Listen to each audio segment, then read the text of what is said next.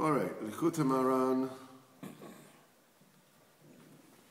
Terahei. We are in Seif base. So after we explained that there's a difference in the way one davens,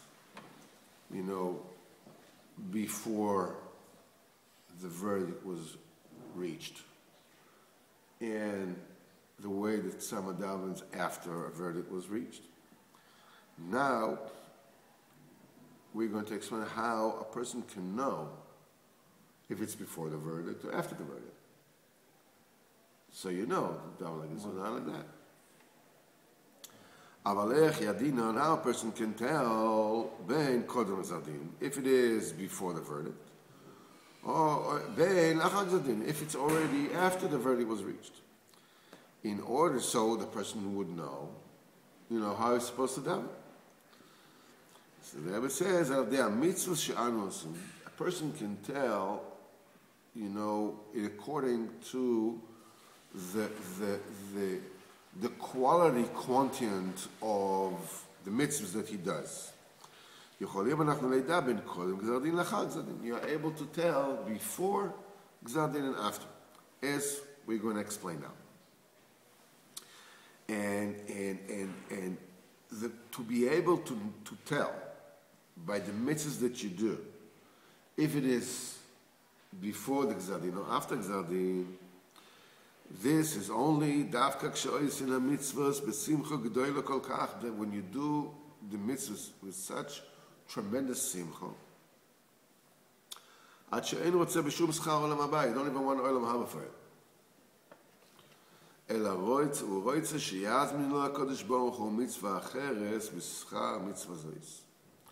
The only thing that a person wants, the only schar that a person wants for doing the mitzvah is the Kadosh Baruch Hu will give him the schus to do another mitzvah.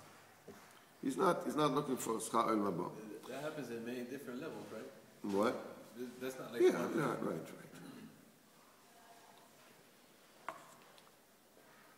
Because the kavanah of a person is only to do nachas to Kadosh Baruch Hu.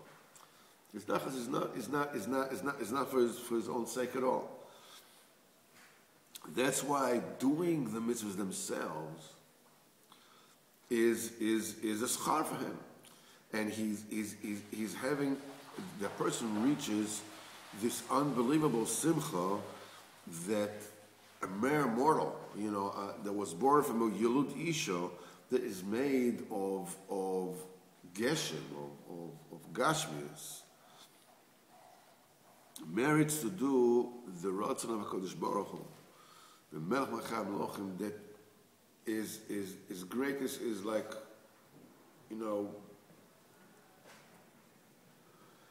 it's like, imagine, when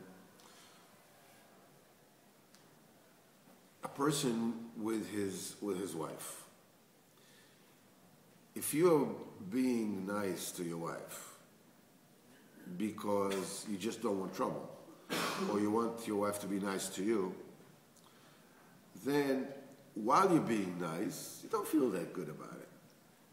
You feel okay, it's better than arguing, obviously. But like you're paying, it's like you're paying. But when you are doing something to give simcha to your wife right now, not because you want something from her later, you just that she will have a simcha right now, the maisa that you're doing in giving her the simcha is the thing that gives you the biggest simcha there is. The actual action is gewaldig. If we're saying, listen, you have the opportunity to drive Rav Steinman to a bris to be a Sunday. They call it, David, listen, we need to drive. It happened to a friend of mine who is not from, he drove the Stipler and this friend of mine is polio. He's a guy that is going on crutches with irons on his legs, whatever it is, he said that when the stapler came in his car, he says that one leg, that doesn't feel anything because it's completely atrophied, was shaking from fear. The stapler, came to his car. So it is, you're going to take Rav Steinman to the chasana, and they're also going to pay you like 50 shekels. What's this? Let me take him again. What is that? Give me 50 shekels. It's meaningless. In other words, the mile of giving nachas to HaKadosh Baruch Hu, HaKadosh Baruch Hu is not Rav Steinman. HaKadosh Baruch Hu is not the stipler. HaKadosh Baruch Hu is not even Rabbeinu. Rabbeinu says, from me you can tell the HaKadosh Baruch Hu, because what am I? I'm just a man. Just a shtickle man. That's all I am. As great as, tzaddik ha'emes, everything depends on whatever it is, he's still just a person. And you have the opportunity to give nachas ruach to HaKadosh Baruch Hu, to have an actual rapport with him, an actual conversation with him, an actual to-do with him. The biggest king of everything. You. As small as you are, as worthless as you might be, or you think that you are, and blah, blah, everything else.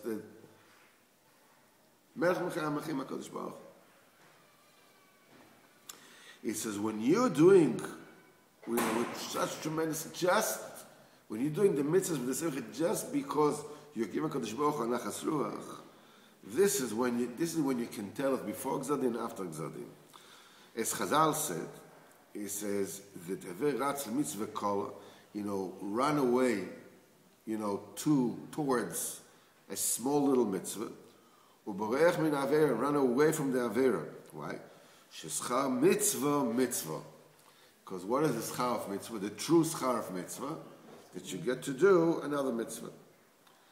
And he says that Rabbi Ovadia Batanura was mefarish that when a person does a mitzvah, Mishamayim, they help him, and they bring about somebody who did one mitzvah, he should do another one, to give you a schar for both of them. That's and this is alluded to in the worlds of our rabbis in this bechina, that there is a person that his schar is for doing mitzvah that they will get from Mishamayim, they'll get him the opportunity to do another mitzvah. That's his schar. Why? Because he's enjoying the mitzvah itself, not what will come out of the mitzvah. Rabbeinu says, "V'zeh chiluk sheben nevuas Moshe Rabbeinu, v'bein nevuas shar neviim." That's the difference between the prophecy of Moshe Rabbeinu and the prophecy of all the other prophets. As Rashi says, "Vaydaber Hashem el Rashi Hamatot," and Moshe spoke to the leaders of Am Yisrael. This is the thing that Hashem has decreed. And Peresh Rashi explained, Kol Nevi'im Yisabu B'cho Amar Hashem. All the Nevi'im, they all prophesied in Thus Hashem said. Like what I'm saying now, like that. This is what Hashem said. And Noisef and Moshe was added on to them, that he prophesied, B'zeh Dovo. This is what Hashem said. Not thus Hashem said, but this. Clear. It's that thing. What I'm telling you, this is what he ordered, not like what I'm saying. Like Kibchinas Ko, like that, thus is a spaklaya she'enamiyu. This is a mirror which is not lighted. It's like a dim mirror, a darkened mirror. Like when you're seeing a reflection in a car window, in a glass of a car or something. So it's not clear. It's and that is the thing. This is like a mirror that has, that has the silver behind it. Has the you're able to tell this is, full light comes through. because Aspakla Me'ir, because you see the thing is that what is the reason that you don't see well? You know, when you see a reflection in glass, and you see a reflection well when you're looking in a mirror, is because the mirror returns the light to you. I mean, the light comes onto you, right? Yeah. And that light falls on the mirror, which is your image, right? Or the glass, that's your image. Now, that which comes back, that is that which is not let through, which is not absorbed, that which come back to you, that's the reflection that you see, right? So the more light comes back, the more the aspaklaya, the mirror shines, the better you see.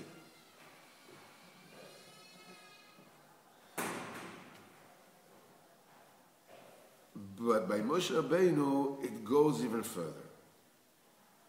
When in Moshe Rabbeinu, it's the aspaklaya becomes like a lens. It's no longer you see the reflection of it, which is Kol Hashem, because the reflection is not the real person, right? But Zeh Davar means that is a lens which is totally clear. No, HD is also an image. It's also a reflection. You're seeing the thing itself. The thing itself. Zeh Davar, that is the thing. And because the kelim of Moshe Rabbeinu were hardwired already, that the Dover Hashem didn't have to go through his imagination, Koach HaMadama, and then be interpreted, you know, through, you know, the sense of seeing, the sense of talking, the sense of, in the sense of hearing. He didn't have to hear the Dvar Hashem or to see the Dvar Hashem, you know, through a reflection, through the Madama, and then interpret it and then take it out as a Nevuah. There is the rest of the prophets. That's the way the Nevuah is. Moshe Rabbeinu, the Dvar Hashem, means that his mouth was already rewired and it became a pure keli to Dvar Hashem, to the point that when Moshe Rabbeinu was speaking, Kodesh Baruch Hu was speaking. Zeh Davar. Ad kedei kach, you can see that in Sefer Dvarim, Moshe Rabbeinu switches into Anochi Hashem Elokecha, I am Hashem Elokecha. Is his mouth? It's his mouth, but it's like Moshe Rabbeinu is not there because he is a totally clear. We had all the Nevi'im reached this kind of redesignation. It's like you know, like it's like, you know, a computer mouse of a computer, those programmable mouse that you can the right click will be this and the left click will be this, and you can change it. You can change the kelim of the hearing and the seeing and the smell and the mouth. It can also be the programmable. You know, there can be, you know, so the point that is what happened on Har Sinai when the people saw the voices. You know, and this is the any kind of prophetic experience has to go through that, to the point it says that you know, before this, you know, of the Milga, there's something called Chayos Esh Memalalos. What was Memalalos? Is this Kemareh, and this is Kemareh, you know, that of Chayos Esh Memalalos, the sight of essence of life, of angels, you know, which is Chayos Esh Memalalos. This is the Memalalos is speaking silence. Is like the vision of the speaking silence. You have here, that a total, dissolvement of the definition of sight and of speech and of hearing. You see the talking silence. All that which, when you're properly wired, the factory default option, you can't do, right? You can't see words, and you cannot hear silence, right? So it's a... Moshe Rabbeinu he was totally hardwired. The Baal Kavan talks about it quite a lot. That you see whatever it is in something which is totally clear and pure. And these two kinds of prophecies typifies the Avodas Hashem of people.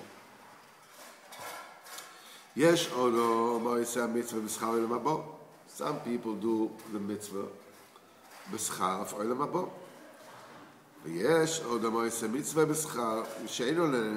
He's not enjoying the mitzvah itself. What can I do? But there's no way to get the schar, so you gotta work. But you don't enjoy the work, you don't enjoy the mitzvah.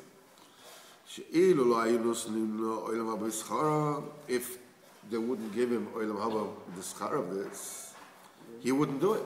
He wouldn't do it. And he says in the Paperoes, he said a kasha. How can you say that if he wouldn't give him olam haba the schar, he wouldn't do it? He says that's the decree of the king. He says a person will be punished if he's not going to do the mitzvahs. And even if they won't give him a schar olam haba, just to escape punishment. So he says that's why it is you have to explain that the Rebbe's kavana is because the main hanoah that he has from the mitzvah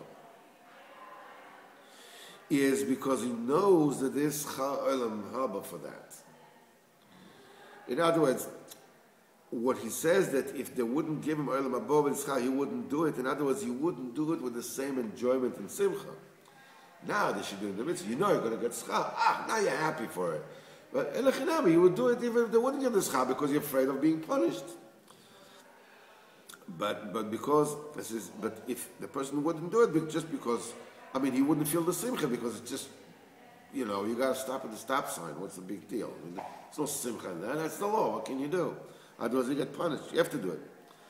But that's why it is said that if the king wouldn't mind that you wouldn't have done it. Why? Because he doesn't have any honor. And you write more that this is the kavana is the way that Rashi explained V'daber Hashem Elokim that since there is pashas in the Torah that if a person did, he gets schar for them, and if he doesn't, he doesn't get punished. There's certain things in the Torah that if you do it, you get schar, but if you don't do it, you don't get punished. Like if he doesn't have a talis with four corners, and therefore there's no tzitzis there. Okay, if you make it of tzitzis, you get schar, right? But if you don't wear a four-cornered garment, you don't have to put tzitzis on. So just an example, where you get schar, but if you don't do it, you don't get punished. Because so that's why a person is mehadat to the mekayim these mitzvahs, but really his kavanah is to get the schar. And if he wouldn't get schar, what should I do it? In other words, if they wouldn't say for tzitzis is not just for no reason, you don't get schar, you don't get punished. The person wouldn't do it. This is what Perot said. I think you can also possibly explain it in say that it's not a mukhrach. That what the Rebbe said that kiviyachol pipshat you can also say it because the schar of olam haba in a person's mind is really the flip side coin of the punishment if he doesn't do it.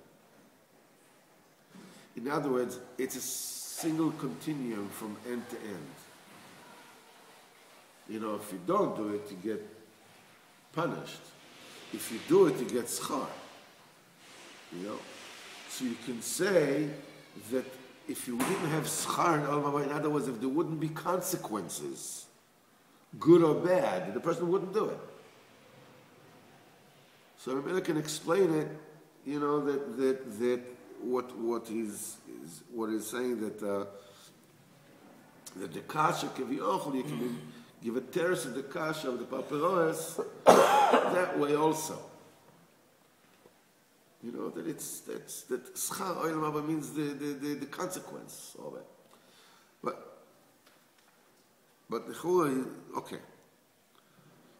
V'zeh b'chinas ko. This kind of what am I going to get out of it? What's in it for me? Is an aspect of ko. Ko Amar Hashem. Asmara does not shine. Like somebody sees something from afar.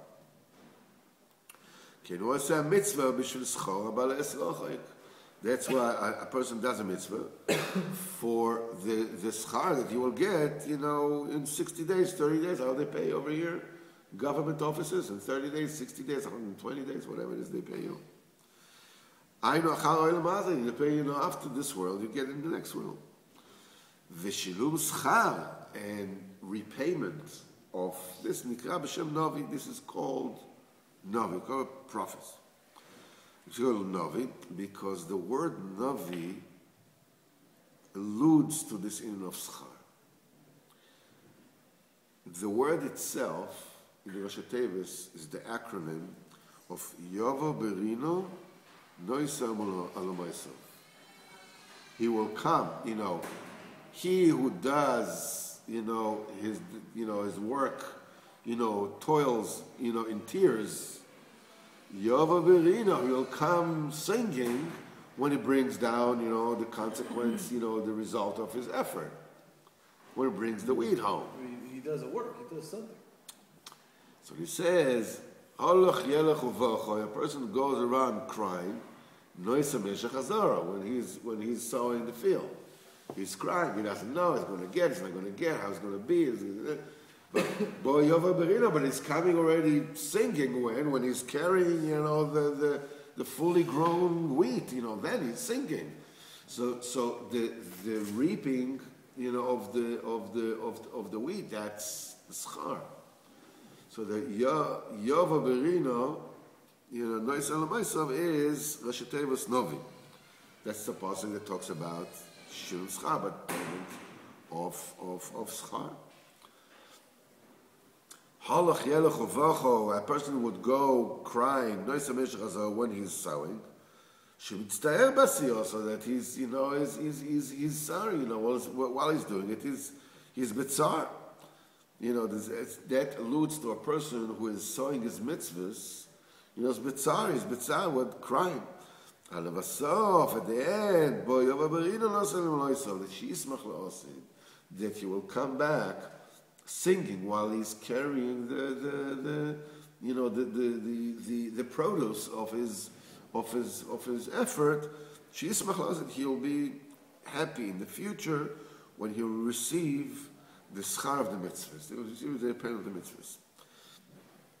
Rasha Tevis shel Yova Berino Nois Alomois of the Rasha Tevis of this pasuk. Rasha Tevis Novi. This is the acronym in the word Novi. So you see that the term Novi alludes to the metzias of getting repaid for your effort. You don't see it now, but you'll see it later. This is called Novi. Repayment, but in aspakloya she'enomir. Right now you're crying. You're not happy now. You do it because you're going to have it later. It's a nevuah of ko. It's a navi. You know, that kind of doing avodas Hashem is called a nevuah, but nevuah of ko, of thus, of like that. It's a reflection. It's not the actual thing that comes, you know, after time. That a prophet that prophesizes with this is what Hashem ordered. This alludes to a person, she'eino roitze b'schar ha-mitzvahs, he's not interested in the schar of the mitzvahs. Ela roitze b'mitzvah b'asma, he wants the mitzvah itself.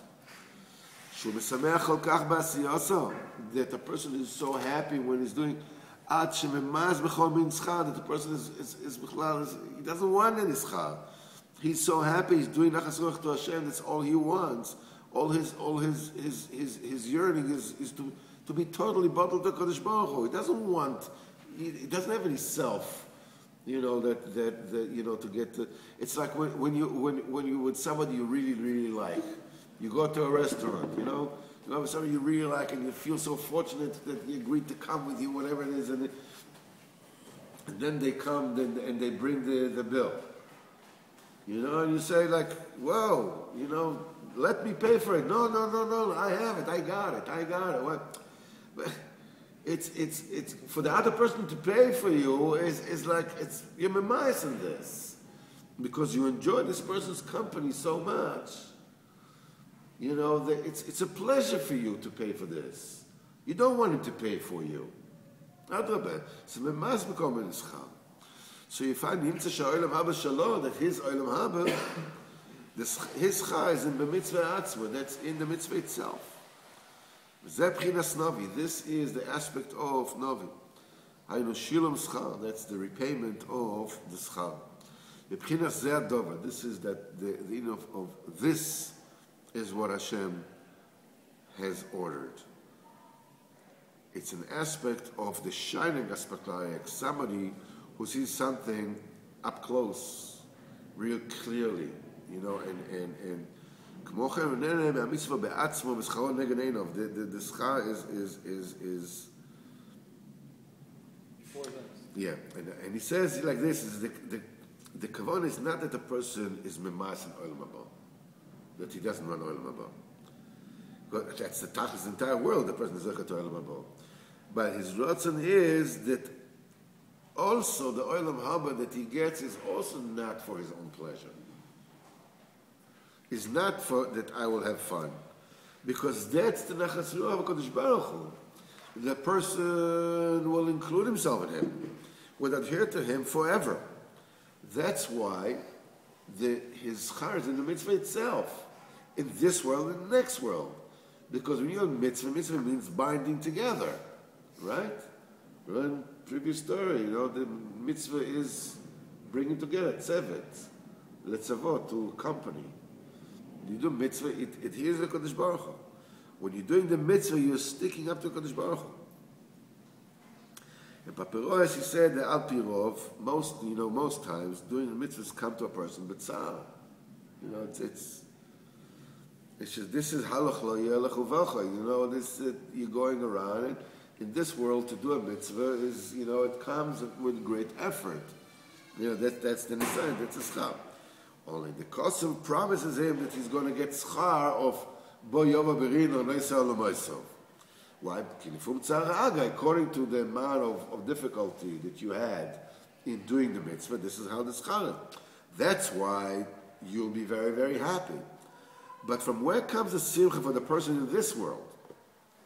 Right now, when you are going through the mitzvah, and you're suffering. It's difficult. You have to walk far. You have to this. You have to get a lot of money. Whatever it is that you have to do. You're very, very happy that you are zeichet to do the mitzvah of Kodesh Baruch Hu. As difficult it is, in fact, forget, like we said yesterday, that the more difficult it is, the better, because you're doing it for the one that you love the most. The mashal that we said yesterday. And now he doesn't see yet any kind of schar. So how will he have simcha?